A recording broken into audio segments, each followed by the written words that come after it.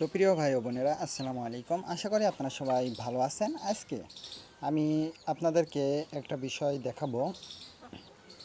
সেটা হচ্ছে আমার দেশি মুরগিগুলো যেহেতু আমরা ছেড়ে দিয়ে লালন পালন করি, তো সেক্ষেত্রে আমার মুরগিগুলো সারাদিন কি খায়, কিভাবে থাকে, আমি সে বিষয় নিয়ে আমি আপনাদেরকে আজকে দেখাবো। তো যে বিষয়টা আমাদেরকে লক্ষ্য করতে হবে যে আমার মুরগিগুলো যেহেতু সারাদিন আমরা তেমন একটা খাবার দিই না, কিন্তু তারা সারাদিন কোথায় থাকে এবং কি খায় সেটা আমি দেখাবো। তে দেখুন, আমি অল্প কয়টা খাবার দিয়েছি এই জায়গা, যেহেতু গমটা দিয়েছি। আপনারা জানেন যে আমি ফিডটা কিন্তু খাই না, আমি জাস্ট ভুট্টার গুঁড়া এবং গম, আখোস গম, যেটা আমি কিন্তু সিটি দিয়ে দিই সেটাই কিন্তু খাই। আপনারা আমার ভিডিওতে দেখছেন। তে আমি এখন দেখাচ্ছি। দেখুন, আমার যে এলাকা, এই এলাকা আমি যেহেতু গ্রামে বাস করি, তো এই গ্রামে যেহেতু আপনারা জানেন যে ছেড়ে দিয়ে মুরগি পালন করলে এটা ভালো হয়। তো দেখুন, এটা মুরগি দেখা যাচ্ছে, দেখুন খুঁটে খুঁটে খাচ্ছে।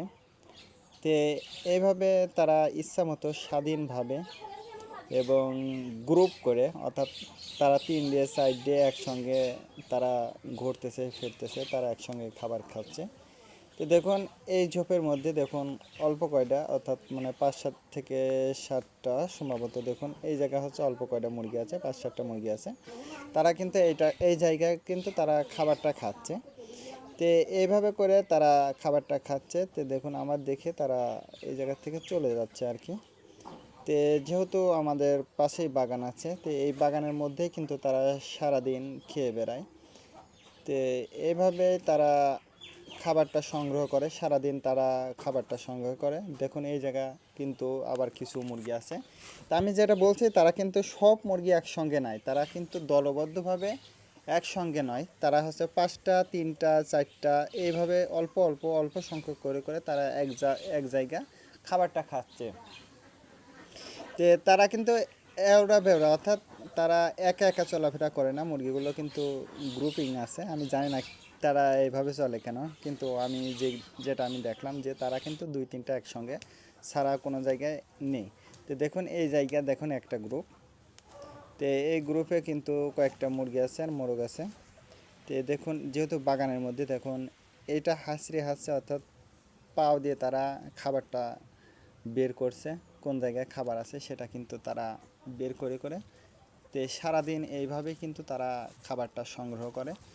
তে তারা যেহেতু খাবারটা আমার কম লাগে, তে খাবারটা যেহেতু কম লাগে, আমি আপনাদেরকে ভিডিওতে দেখাইছি যে কিভাবে আমার খাবারটা সংগ্রহ বা খাবার খরচটা কম লাগে। তে আমার মুরগিগুলো কিন্তু এইভাবে তারা সারাদিন খাবার খেয়ে বেড়ায় এবং রাতে কিন্তু আবার ঘরে কিন্তু গিয়ে ওঠে। তো এইভাবে যদি আপনারা ছেড়ে দিয়ে যদি মুরগিটা লালন পালন করতে পারেন, তাহলে কিন্তু আপনাদের খাবার খরচটা যত কম হবে, তত আপনার মুরগির থেকে কিন্তু লাভটা বেশি হবে।